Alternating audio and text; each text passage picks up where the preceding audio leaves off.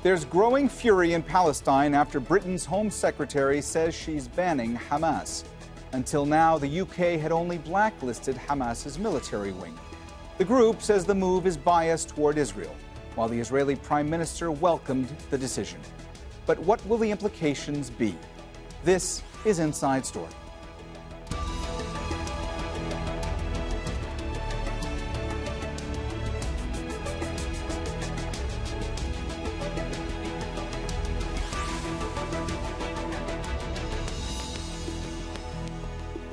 Hello and welcome to the program. I'm Mohammed Jamjoum.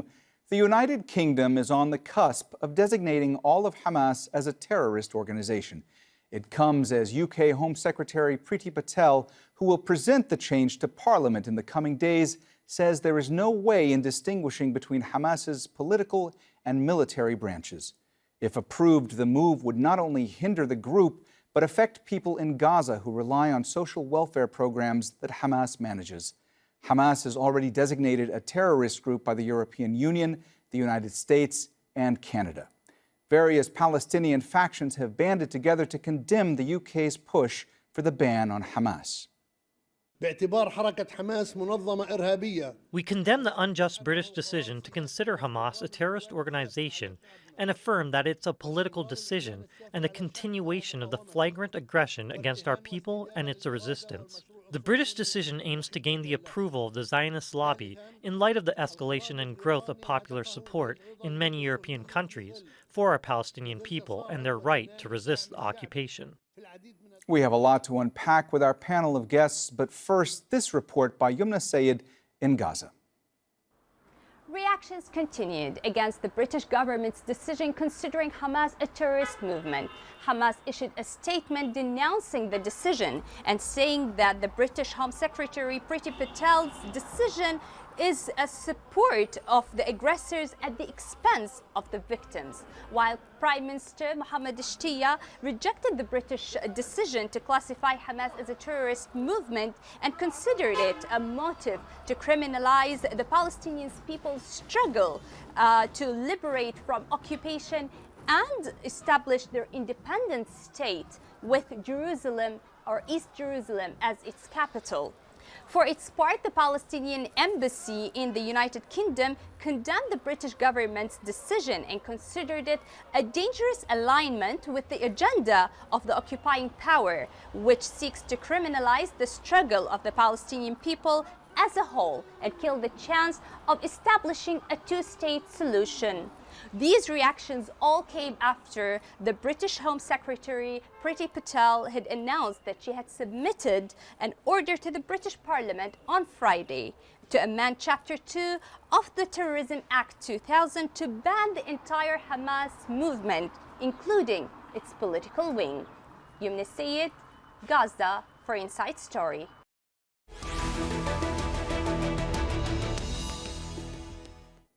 All right, let's bring in our guests in West Jerusalem, Anna Herzberg. She's the legal advisor of NGO Monitor. In London, Roxane Farmanfarmaian is lecturer on international relations of the Middle East at the University of Cambridge. In Ramallah, Mustafa Barghouti is a Palestinian politician and Secretary General of the Palestinian National Initiative. A warm welcome to you all, and thanks for joining us today on Inside Story. Roxane Farmanfarmaian, let me start with you. Why is this designation happening now? Well, it follows after a push by the Prime Minister of Israel, Naftali Bennett, to condemn terrorist organizations generally. He has been part of a closure of 6 major human rights NGOs in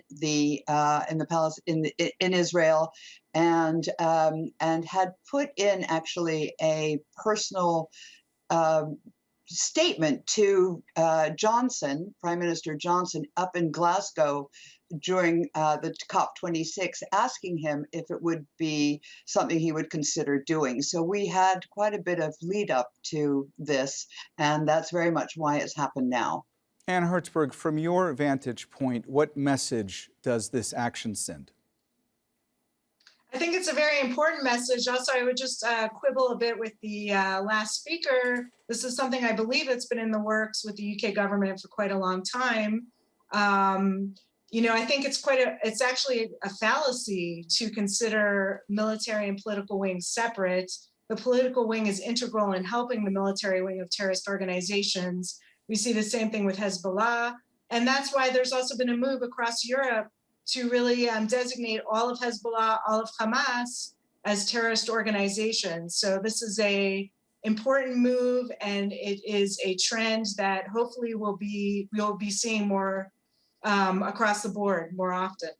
Mustafa Barghouti, the Palestinian Embassy to the UK condemned this move to designate Hamas a terrorist group. They say the UK government has complicated Palestinian unity efforts and undermined Palestinian democracy. Do you agree with that? Absolutely. More than that, I think what you see here is Mr. Boris Johnson and his government are subjecting themselves to the dictation of Naftali Bennett and the Israeli government, which is clearly deciding this policy. And what you see here is an act of trying to dehumanize Palestinians completely. If Palestinians conduct what is allowed by international law, this is called terrorism. If they conduct popular nonviolent resistance, they claim it's violence. If they protest against Israeli policies of occupation and apartheid, then they call it aggravation of violence. And if even a Jewish person criticizes the Israeli government for its policy of occupation and apartheid, they call him or her a self-hating Jew. I think this is a policy that is reflecting a long-term act of occupation, which is illegal. Long-term and continuous and growing system of apartheid and discrimination against the Palestinian people. And this whole policy of Naftali Bennett and those who support him is about denying Palestinians the right to struggle for their rights, denying them the right to struggle for international law, denying them the right to struggle for equality. And this is totally unacceptable. I don't know why they don't call Israeli acts as terror. We know that Israeli army is killing Palestinians. They are occupying us since 54 years. They have created the worst system of apartheid since South African apartheid. And the Western governments should impose sanctions on Israel for doing these policies rather than punishing the Palestinians. And Herzberg, it looked to me like you were reacting to some of what Mustafa Barghouti was saying. Did you want to jump in? Yeah, sure. I mean, I find it quite interesting that he thinks it's part of international law to target civilians, which is what Hamas does. Just this morning, a Hamas operative shot and injured and murdered, shot 4 people. One of them died this morning, praying at the Western Wall in Jerusalem. So I hardly see that as part of a human rights struggle that Mr. Barghouti is speaking about. And of course, last May, we had Hamas shoot over 4,000 rockets on Israeli population centers during 11 days of the conflict. How many Palestinians were killed by Israel? That is not legal under international law and should not be part of any human rights struggle.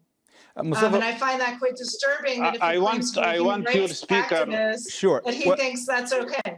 Mustafa Barghouti, let me get to you in just one moment. I just want to ask Roxane Farmanfarmaian here one other question in the interim. The statement, I want to go back to the statement from the Palestinian Embassy to the United Kingdom, because it also described this move to designate Hamas a terrorist organization as a, quote, retrograde step that will make peacemaking harder and diminish the UK's role. From your perspective, is that accurate? Does this make peacemaking harder, and does it diminish the UK's role? Well, I think the UK has got a different view on this in that it's a very pro-Israeli government. And in fact, the Home Office, the Home Minister, Priti Patel, who is making this, has made the statement on the part of the government and will be bringing it to Parliament. Of course, it won't get passed until the Parliament agrees to this. But we have to look at this against the background. She had gone several years ago under the May government when she was head of International Development as the minister and had spoken with various members of the Netanyahu government, but unofficially. And that is against the British law. So when she returned, she was sacked. But she is very clearly a very pro-Israeli politician, as is Boris Johnson. And they have made it very clear that they feel they need to catch up with what the EU has done and have therefore designated the political wing as well as the military wing as terrorist. And I think they have also gone a step further to say that they will be presenting the Israeli views to the other great powers in the course of the negotiations for the Iran nuclear deal that have just begun again. So we see that from the British government's perspective, that it is going in a direction that has indeed been going for some time. I completely agree with that. And we have to see this against the background of the anti-Semitic political atmosphere that condemned the Labour Party for actions that it has now changed very significantly on. So the overall view from the British capital today is that what they are doing is joining a larger Western alliance that is more pro-Israeli. I personally would agree with that. It makes for negotiations more difficult, but that is not the representation of the government that I see here. Mustafa Barghouti, I know you wanted to jump in before and respond to Ann Herzberg. Please go ahead. Well, first of all, this is also an act against democracy, that's for sure, because it is like denying Palestinians the right to choose who they represent, who should represent them. And Hamas is one of the political parties here that participate in political life. So it's like us saying British people do not have the right to choose conservatives or elect conservatives to their parliament. I still hope that the British parliament will not approve this move from the side of the Interior Minister. We know that Johnson represents the same policies that Trump represented. I know that millions of British people are against this policy. And definitely there is a huge group in Labour Party that is against this policy.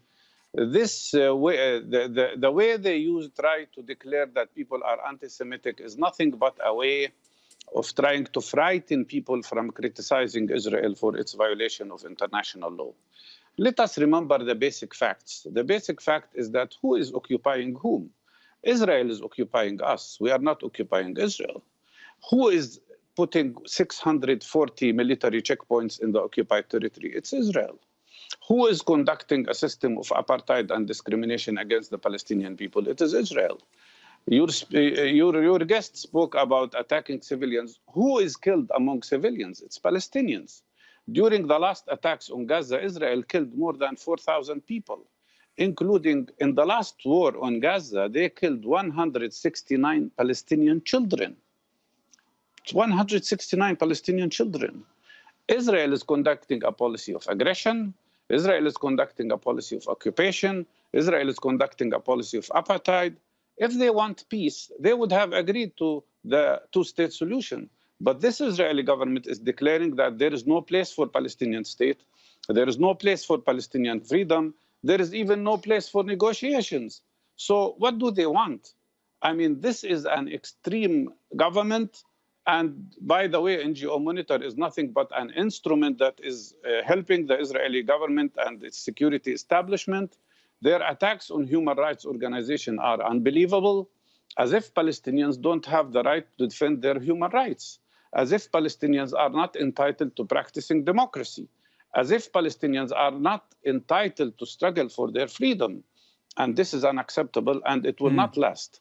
Let me tell you that I am sure that the majority of human beings in this world, the majority of people, including the majority of votes in the United Nations, are supporting the Palestinian rights, which are totally compatible with international law. The country that is violating international law is Israel, its army, its intelligence services, and that is unacceptable. Ann Herzberg, Roxane Farmanfarmaian a few moments ago brought up Iran, and I want to ask you about that because there are analysts who posit that the leaders of Israel and the UK have stepped up the relationship between both countries as a way to deal with Iran or focus on Iran nuclear negotiations. Do you believe that that's a factor at play?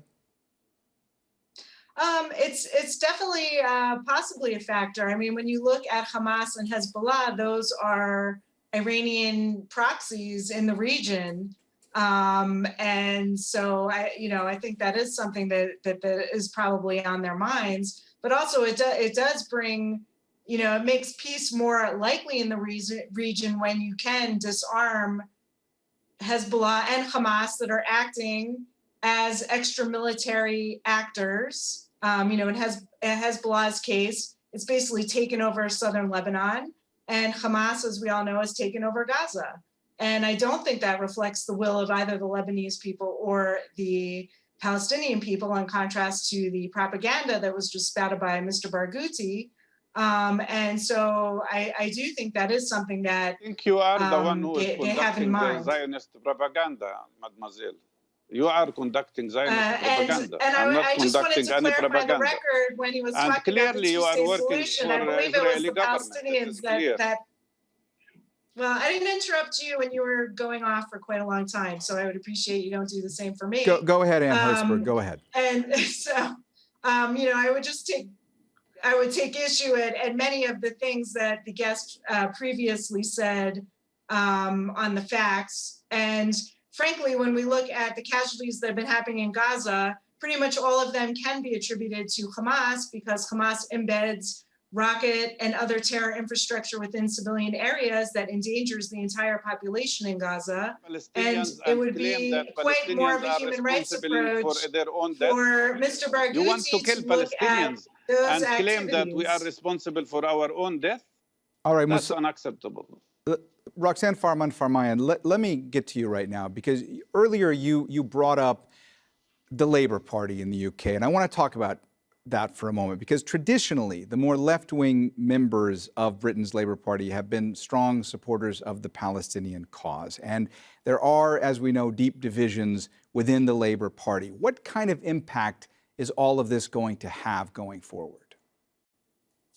Well, I think the Labour Party itself has undergone quite a huge change, and it's definitely no longer the party of Jeremy Corbyn, who was very strongly pro-Palestinian, or at least pro the idea of giving them the rights of the debate here.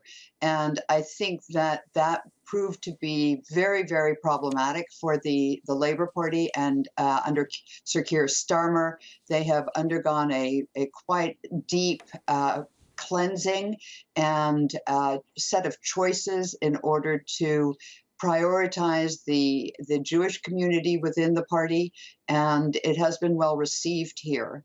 And so I think there's going to be much less ramification of this in terms of how the Labour Party itself will support it. In fact, I think they've already come out saying that they will support this. And just to follow up on the ramifications, because the Terrorism Act in this country means that any support for groups that have been designated as terrorist do have consequences for those that are promoting that support. So this will affect any kind of fundraising that may have been going on in the country for Hamas. It will certainly mean that there will no longer be any kinds of meetings or any kind of coverage for Hamas speaking positively about it. And in fact, it affects us as lecturers and teachers. And there's already been quite a bit of difficulty about our right to self-expression across several other areas in this country, and this is definitely going to add to that as an issue, because if one does speak out or support or fund a group that's been designated as terrorist, then we are liable for up to 10 years of prison, and that, I would say, would be putting quite a bit of pressure on the Palestinian community here, which is officially about 5,000 people, because it will mean that they will not be able to speak freely about this issue anymore. Yeah, Roxane, we are starting to run out of time, so I'm going to ask you to please keep your answer to this brief. But because you mentioned the fact that there are these penalties, do you anticipate that there will be more prosecutions going forward? We know that, it is said that now people who support Hamas may get up to 14 years in prison. That's one of the penalties. Do you think that more people will be prosecuted going forward? We'll have to see. The difficulty about a terrorism law is that it is very difficult. It doesn't have a whole lot of leeway. And so I think people will have to self-censor or alternatively find different ways if they feel that it is important to do this.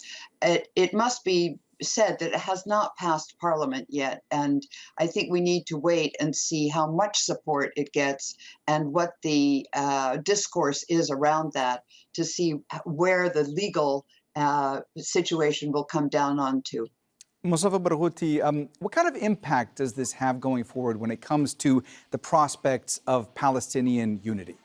I mean, what kind of challenges does this add to that?